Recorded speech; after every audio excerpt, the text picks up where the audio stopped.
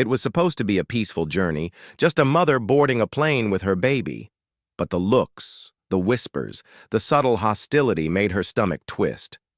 She tried to ignore it, holding her child close, believing she was safe in the sky. Then it happened. A flight attendant's hand struck her across the face while she was still holding her baby.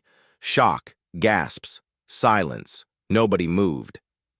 But what the flight attendant didn't know was that her husband was watching, and he owned the airline. Wait a second. Tell us where you're watching from in the comments, and don't forget to subscribe for more powerful stories like this. Naomi had always been strong. As a young black mother, she balanced work, motherhood, and a marriage that gave her hope after years of struggle. Her husband, David, was quiet and unassuming, though he came from immense wealth. He never flaunted it. He believed in blending, in living like ordinary people. That morning, Naomi and David prepared for a short domestic flight. Naomi boarded first, carrying their infant daughter, while David finished a business call and followed behind. To everyone on the plane, she looked like any other passenger, tired, carrying a baby, looking for a seat. She wasn't dressed to impress. She never needed to. She only wanted to get through the flight in peace. But what she didn't know was that, to certain eyes, her skin and presence made her a target. And this flight would prove it most brutally from the moment Naomi stepped on board. She felt the stares. A few passengers looked away quickly, embarrassed by their prejudice, but one flight attendant didn't hide it. The woman's eyes narrowed, her lips tightening in a way Naomi had seen too many times before. When Naomi asked for help finding overhead space for her diaper bag, the flight attendant rolled her eyes. "Figure it out yourself," she muttered, just loud enough for nearby passengers to hear. Heat rose in Naomi's cheeks, but she bit her tongue, shifting her baby in her arms while struggling with the bag. A man seated nearby tried to assist, but the attendant snapped at him too, insisting, "She can manage." Minutes later, as Naomi settled into her seat, her baby began to fuss. She gently rocked her daughter, whispering soothing words. Instead of offering compassion, the flight attendant marched over, demanding she keep that noise down. Naomi, exhausted but calm, explained she was doing her best. The attendant leaned in closer, her voice sharp and dripping with contempt. "People like you always cause problems." Passengers shifted uncomfortably, but no one intervened. Naomi's heart pounded, yet she held her baby tighter, refusing to break.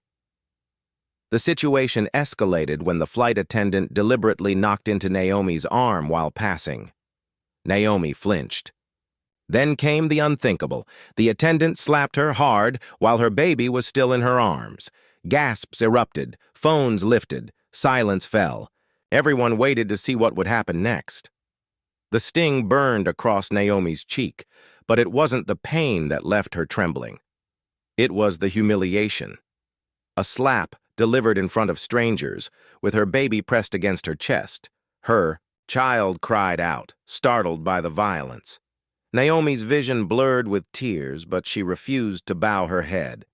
Before anyone could process what had happened, David rose from the first-class cabin. Calm, controlled. His eyes locked on the attendant, with an authority that silenced the whispers. No one knew who he was, yet. The flight attendant, still smirking, froze when she realized he wasn't just another passenger.